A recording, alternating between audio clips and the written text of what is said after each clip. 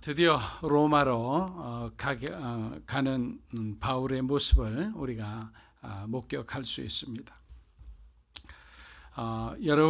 요즘 여러분은 무엇에 대해 가장 관심이 많으십니까?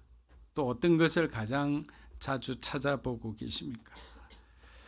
여러분의 가장 많은 시간이 소비되고 있는 일은 무엇입니까? 그리고 만일 여러분의 전 재산과 삶의 모든 것을 걸고 딱 한 가지 소원만 빌 수 있다면 여러분은 무엇을 구하시겠습니까? 제가 드린 이 질문에 대한 답이 바로 저와 여러분의 신앙의 현재라고 생각합니다. 우리가 찾고 있는 것, 우리가 노력하고 있는 것, 우리의 모든 에너지와 우리의 모든 어떤 재산들이 투입되고 있는 그것이 바로 우리의 신앙의 모습이 드러나는 현장이라 생각합니다. 바울은 예수님께 인생을 걸은 사람이었습니다. 예수님을 얻기 위해 그는 많은 것을 버렸고 포기했습니다. 바울은 예수님을 너무도 사랑했기에 그분의 사랑을 전하지 않고는 견딜 수가 없었어요. 바울은 결혼을 하지 않았기에 당연히 자녀도 없었습니다. 그래서 가정에서 얻을 수 있는 그런 사랑과 행복, 그것을 바울은 전혀 알 수도 없었습니다. 그는 번듯한 집도 없었으며 늘 이곳저곳을 돌아다니며 단 한 명의 영혼이라도 구원하겠다는 마음으로 평생을 그리스도를 위해 살았습니다. 누가는 사도행전 1장 8절에서 예수님의 명령으로부터 사도행전이 시작됨을 분명히 보여주었습니다. 그리고 오순절 성령 강림으로 인해 교회가 탄생하고 전도와 선교가 본격적으로 시작됨을 알려주었습니다. 바울은 다메섹 도상에서 예수님을 영접한 후 충분한 훈련의 과정을 거친 후 하나님께서 붙여주신 동역자들과 함께 전도 여행을 떠나 아시아와 유럽에 복음을 전파하기 시작합니다. 그런데 여러분, 그렇다면 무엇이 바울로 하여금 그의 인생을 주님께 올인하게 했을까요?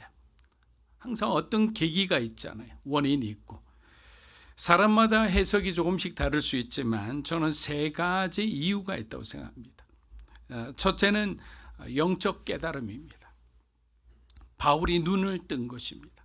바울의 눈에서 비늘이 벗겨지면서 영적으로 자신이 어떤 위치에 있다는 것을 깨달은 거예요. 예수님이 하나님의 아들임을 그가 믿는 순간 그의 인생은 변하기 시작한 거예요. 여러분, 신앙은 정말 작은 단계에만 넘으면 전혀 다른 인생을 살 수밖에 없어요. 믿지 않는 사람과 믿는 사람의 마지막 끝단을 여러분 한번 생각해 보세요. 우리 주변엔 그런데 바울 같은 사람이 많습니다. 깨닫기만 하면 구원받을 수 있는데 여전히 자신의 어떤 좁은 세계관에 갇혀 복음을 받아들이지 못하는 안타까운 사람들이 많이 있습니다. 두 번째는 평안이에요. 평안. 바울이 예수님을 받아들일 때 그는 평안을 느꼈어요. 그 누구에게서도 느껴보지 못했던 자유와 평안을 주님에게서 느낀 거예요. 복음은 갇힌 자와 억눌린 자를 자유케 해주는구나. 마음이 슬픈 자를 위로하고 세상이 줄 수 없는 평안으로 나를 인도하는구나. 이러한 복음의 능력을 체험하니 변하지 않을 수가 없는 거예요. 마지막 세 번째 바울이 느낀 것은 사랑이었어요. 그리스도인을 핍박하고 죽음에 이르게 한 자신을 용서하시고 다시 기회를 주신 그리스도의 사랑을 깨달은 바울은 일평생 주님을 위해 헌신하기로 작정한 것입니다. 사랑하는 여러분, 여러분의 진심이 전해지면 그 상대방은 변하게 되어 있어요.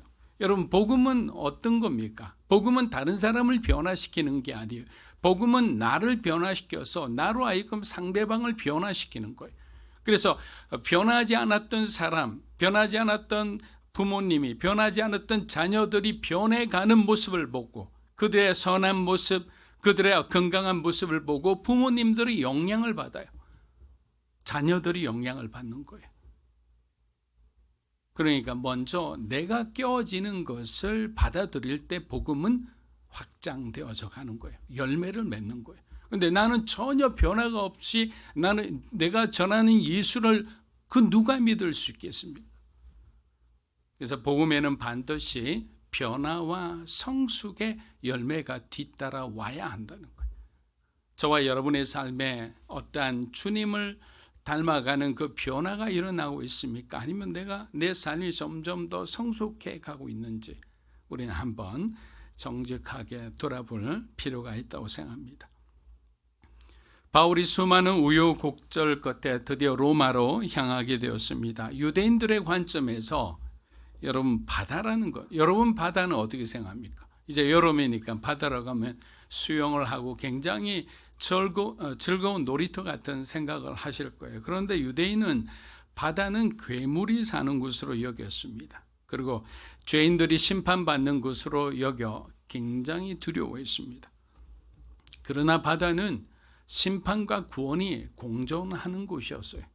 하나님은 인간을 심판하실 때 물을 통해 하셨고 120년간 방주를 지은 노아의 가족을 구원하셨습니다.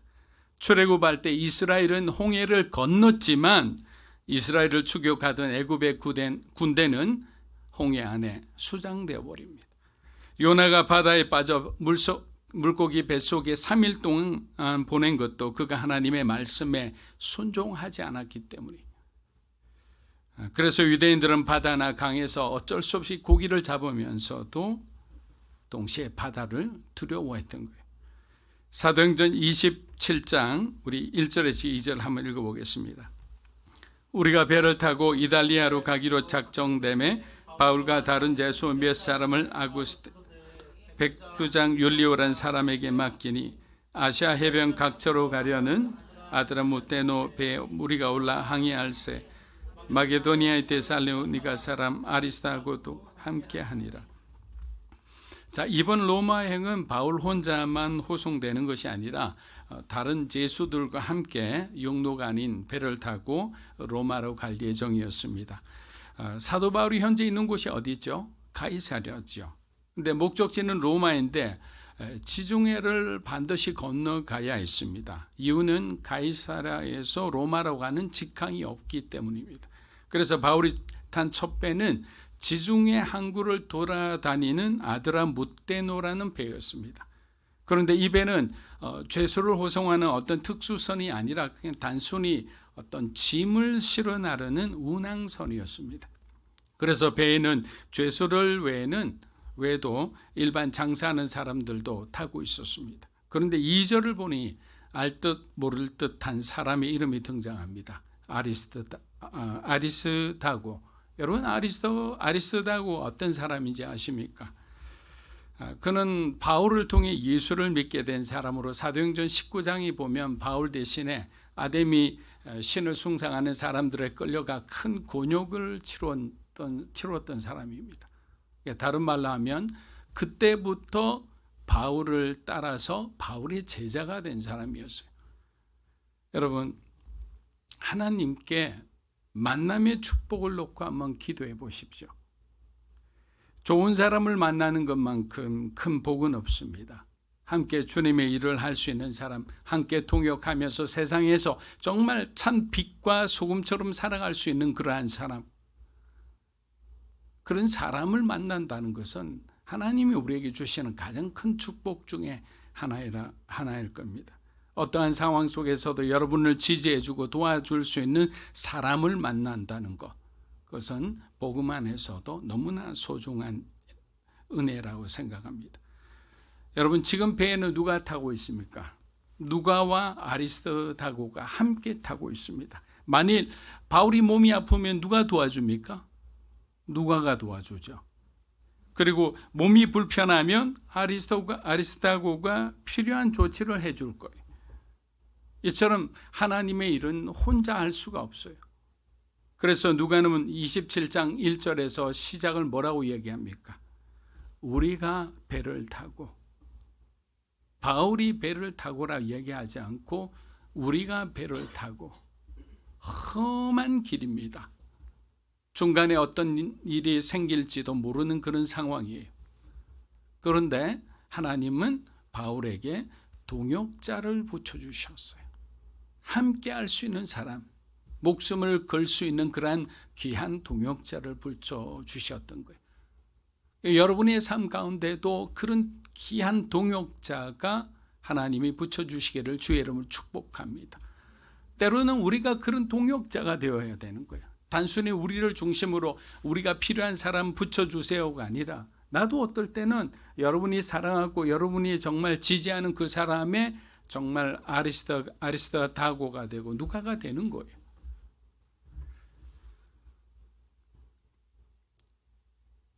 사도행전 27장 3절 우리 한번 읽어보겠습니다.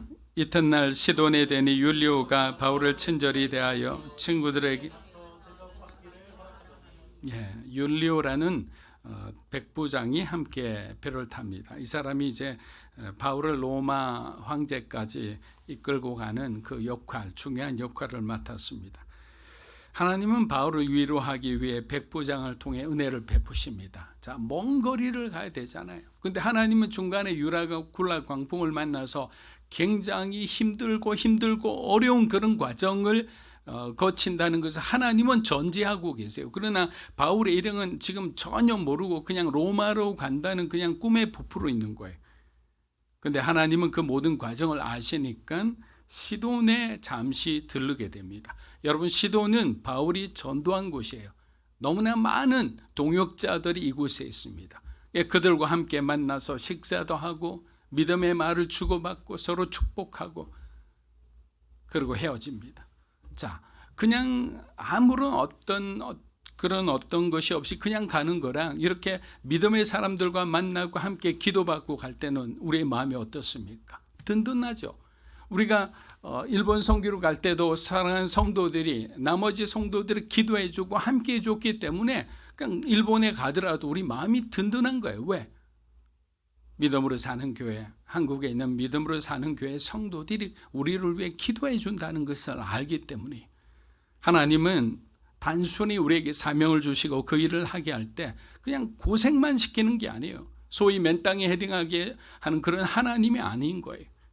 우리의 형편과 한계를 아시기 때문에 때로는 사람을 붙여주시고 때로는 재정을 도와주시고 때로는 지쳐있는 우리에게 위로하시고 용기를 주시는 분이 바로 하나님이십니다.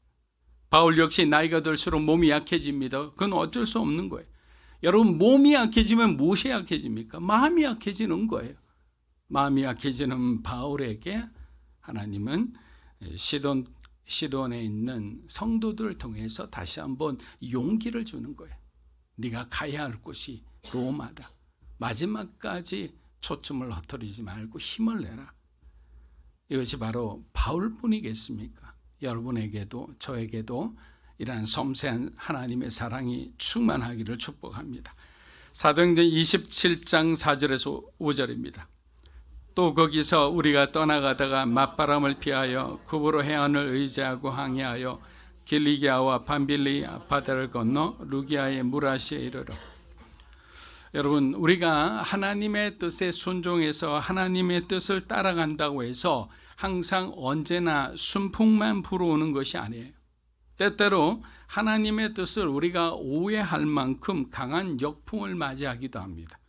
그렇게 우리가 주의 일을 할 때 불어오는 맞바람, 저항, 어려운 일들, 힘든 일들, 이거 이상히 여길 필요가 없는 거예요. 당연한 거예요. 이것조차도 하나님의 섭리 안에 있기 때문에. 그리스도인의 삶에 고난이 없다, 고통이 없다, 어려움이 없다. 이것은 우리가 정말 참다운 그리스도인이 아닐 수도 있다는 질문이에요. 지난 금요일 새벽 설교 제목이 뭐였냐면요, 순적함도 어긋남도 하나님의 섭리다라는 거였어요.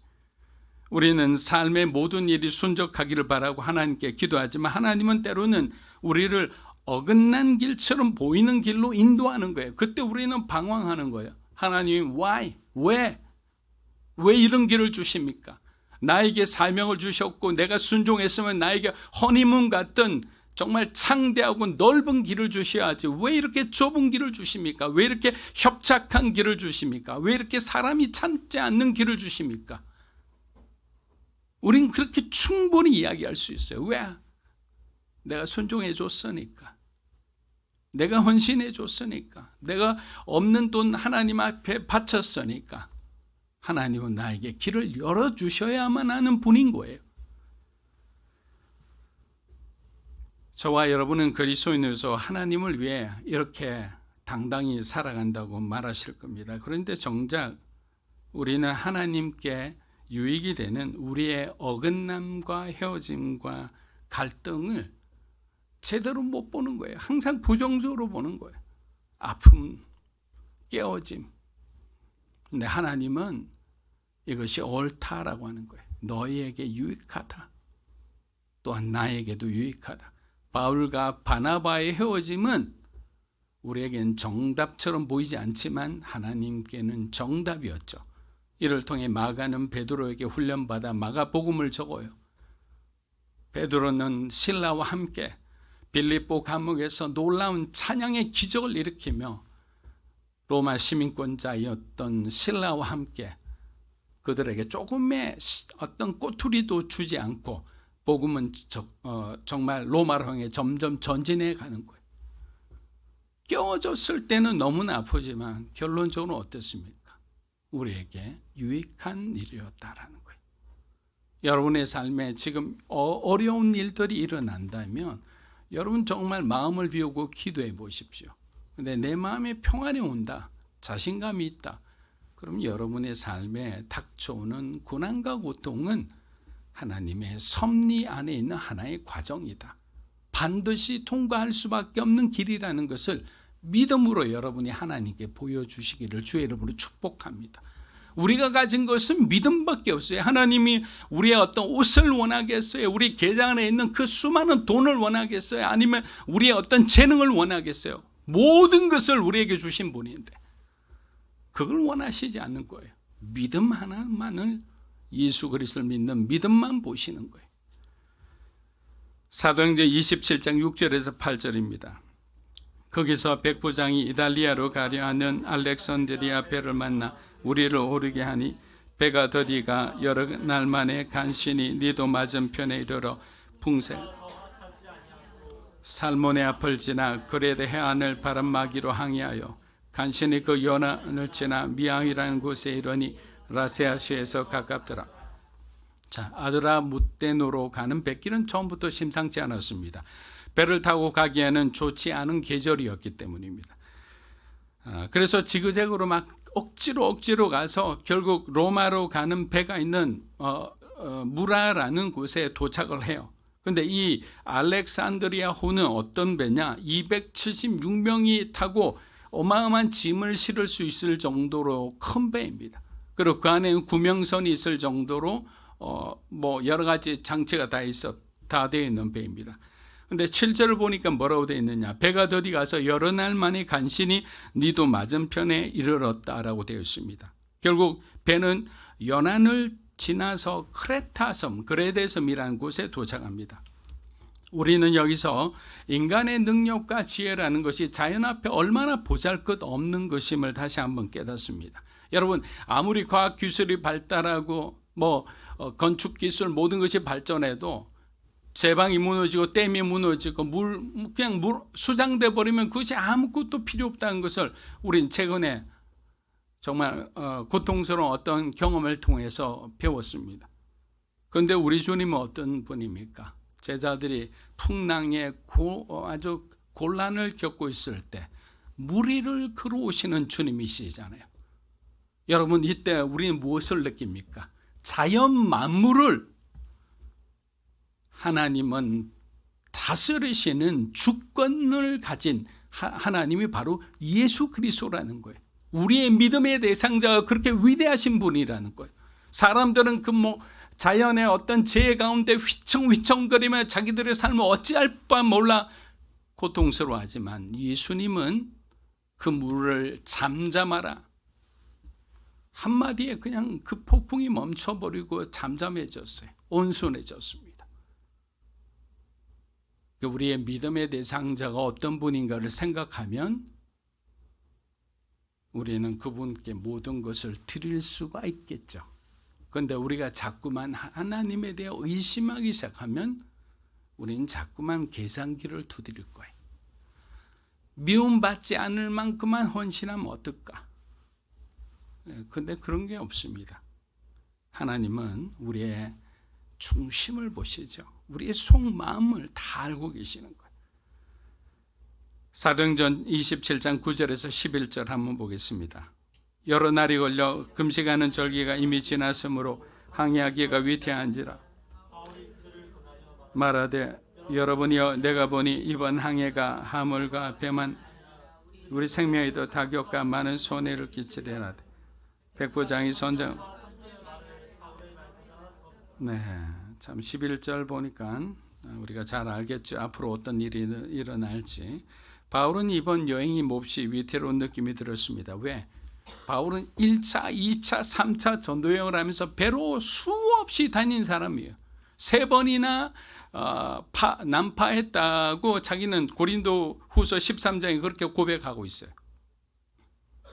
파선한 경험이 3번이나 있는 사람이에요. 맞바람이 부는 그 힘이 예전 이전과 다르게 느꼈기 때문이 또한 성령께서 바울에게 위험을 경고하셨을 거예요. 만일 항해 중에 욕심을 부리게 된다면 생명을 잃을 수도 있다. 여러분, 성경에 없는 내용이지만 저는 이 부분이 굉장히 중요하다고 생각해요. 우리는 항상 욕심을 부리다가 일을 망쳐요. 욕심을 부리다가 결국에는 서로의 관계가 어려워집니다. 욕심을 부리다가 그냥 있는 거 없는 거 다 집어넣었다가 그냥 망하기도 하는 거예요. 욕심을 부린다는 것은 하나님의 뜻하고는 다릅니다. 선주 입장에서는 빨리 도착해서 곡물을 전달하고 돈을 받아야 됩니다. 왜냐하면 그 알렉산드리아 호에 어떤 짐들이 돌려 있었냐면 애굽에서 실어온 어마어마한 양의 곡식들이 실려 있었던 거예요.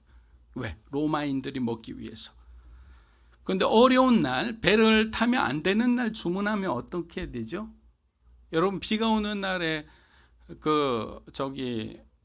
막 이렇게 배달 주문하고 이러면 막 10,000원씩 이렇게 올라가잖아요. 눈 오는 날. 왜? 그분들이 다치기 쉬우니까. 그래서 그런 날은 사실 주문을 안 하는 게 맞죠. 그런데 이렇게 주문을 받아 간다는 것은 어마어마한 이익이 남는 지금 장사를 이 배의 선주가 하고 있는 거예요. 그의 마음에는 욕심이 있다는 거죠. 그런데 바울에게 호의를 베풀었던 백부장이 누구의 손을 들어주느냐? 하나님의 어떤 말을, 하나님의 음성을 듣고 대답하는 바울이 아니라 인간의 전문가에게 운명을 맡기는 그런 어리석은 행동을 합니다. 여러분, 그것은 우리의 인생에도 동일하게 적용됩니다. 우리가 하나님을 의지하지 않고 지금까지 살아온 나의 지식과 나의 어떤 삶의 네트워크와 경험을 의지한다면 우리는 얼마 가지 않아 언제든지 파선할 수 있는 그런 위험을 가진 우리 인생의 배를 우리가 지금 운전하는 거나 마찬가지인 거예요. 여러분, 이 베닉스라는 섬을 통해서 가고자 했는데 이 베닉스는 그들에게는 유혹의 섬이었어요. 왜? 베닉스 바다에서 보면 잔잔한 것처럼 보여요. 그런데 바울이 원했던 그 떠나지 말자고 했던 그 미항에서 보면 그냥 바다는 계속 사나워 보이는 거예요. 그런데 결국에 어떻게 됩니까? 바울의 말을 듣지 않고 그들은 베닉스라는 곳을 가서 겨울을 보내고자 하는 거예요. 그런데 가다 보니까 어떻게 됩니까? 바다가 잔잔한 거예요. 아, 하나님의 뜻이구나. 하나님 우리에게 좋은 길을 주셨구나. 그래서 그냥 갑자기 월동하려는 그 계획을 멈추고 어떻게 합니까? 그냥 바로 로마로 가자. 근데 로마로 가니까 얼마 하지 않아 어떤 일이 벌어집니까? 유라굴라 광풍이 숨어 있었던 거예요. 우리 한번 찾아보겠습니다. 13절부터 16절입니다.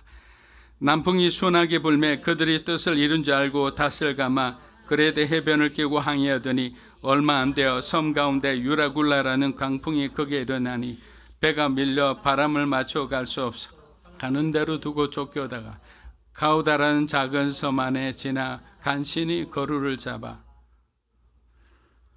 남풍이 갑자기 순하게 불자 선장과 선원들은 바다가 자기들에게 길을 내어줬다고 생각합니다. 여러분, 우리도 이렇게 인생 살아가다 이런 일들 많죠. 뭔가 일이 일어나면 하나님이 일을 이루어 주시기 위해서 문을 열어주시는구나 해가 막 흥분해서 일을 하다가 결국에는 어려움을 당할 때가 많습니다.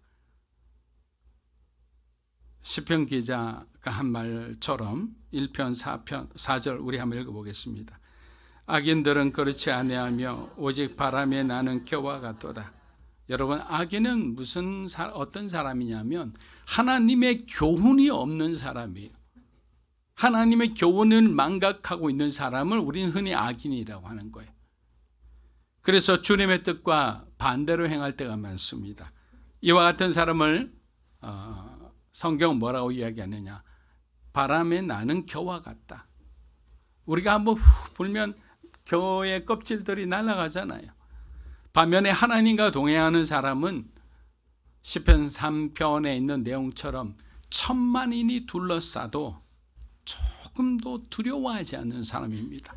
왜냐하면 그 이유는 하나님이 함께하고 계시기 때문이에요. 하나님께서 그의 구원자가 되시기 때문이에요. 여러분, 하나님을 향해 우리는 경건한 두려움을 가져야 됩니다. 왠지 아세요? 여러분들이 자녀들이 왔다 갔다 하면 어떻게 합니까? 자녀들이 뭘 하든지 보지 않고 여러분이 하는 걸 하십니까? 어린 자녀일수록 이렇게 계속 끝까지 그의 행동을 지켜보실 거예요. 인간의 아버지 부모도 그렇게 하는데 하늘에 계신 하나님 아버지가 우리를 그렇게 지켜보고 계시다는 것을 여러분들이 믿으셔야 되는 거예요. 그렇게 지금도 지켜보고 계시는 거예요. 우리의 흔들림도 주님은 아세요. 우리의 열정도 아세요. 사도행전 27장 20절입니다. 여러 날 동안 해도 별도 보이지 아니하고 풍랑이 그들의 있음에 구원의 여망마저 없어졌더라. 자, 말씀을 마무리합니다. 여러분, 낮에 해와 밤에 별이 없다는 것은 어떤 뜻이에요?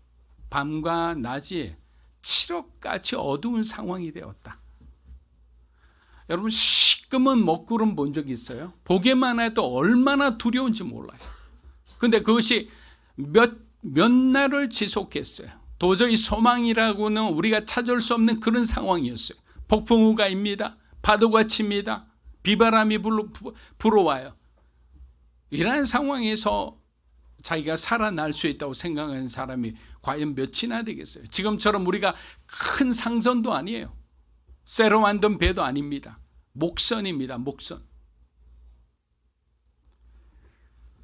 결국 선장과 선주와 백부장이 신뢰했던 그 모든 것이 다 사라집니다. 우리가 의지했던 우리의 경험, 어떤 우리의 재능, 우리의 어떤 돈, 이 모든 것이 다 사라지게 된 거예요.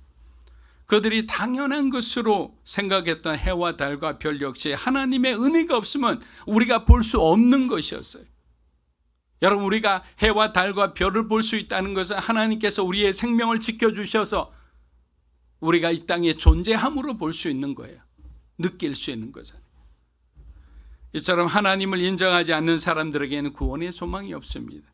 하지만 끝까지 주의 이름을 부르며 하나님을 의지하는 자에게는 살 소망이 있는 거예요.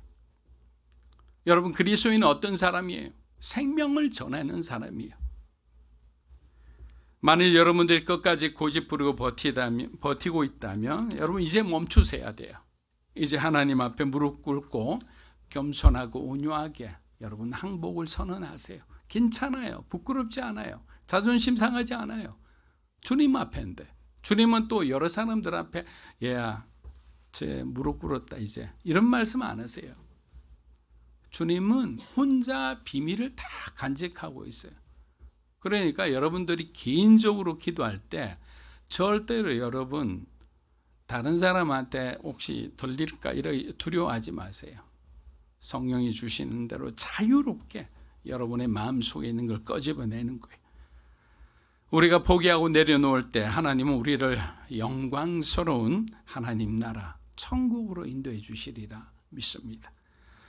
아브라함은 가나안 땅에서 죽었고 모세는 광야에서 죽었고 예수님은 십자가 위에서 죽었고 바울은 로마에서 죽습니다. 그렇다면 우리들은 어디에서 죽게 될 것인지 히브리서 기자는 우리에게 묻고 있어요. 너희는 어디에서 죽을래? 여러분, 우리들 마음속 안에는 본향이 있어요. 본향. 이 땅은 나그네 된 우리들의 임시 처소에 불과해요. 그런데 우리는 이 땅이 영원한 땅, 영원히 살 땅처럼 그렇게 우리는 대우하고 살아가요. 그래서 포기하지를 못해요. 모든 것을 그냥 모으는데 급급함이 없어요. 하나님 이 정도 축복을 주셨으면 그때 만족하겠습니다 해놓고 그 더 많이 모아 지식도 돈도 학식도 감투도 더 모아. 이것이 본향을 사모하며 살아가는 그리스도인의 모습은 아닐 거예요. 하나님의 은혜를 받은 우리들의 인생은 죽음을 넘어 하나님 나라로 반드시 들어가게 될 것입니다. 왜? 그것이 예수님이 오신 이유이기 때문에. 우리 좌우에 있는 분에게 인사하고 마치겠습니다. 함께 들어갑시다. 별로 기쁘지 않은 것 같아요. 천국 가는데. 네. 믿음은 모든 불신과 두려움을 이기게 해줍니다. 하나님 주시는 믿음으로 충만한 여러분이 되시기를 바랍니다.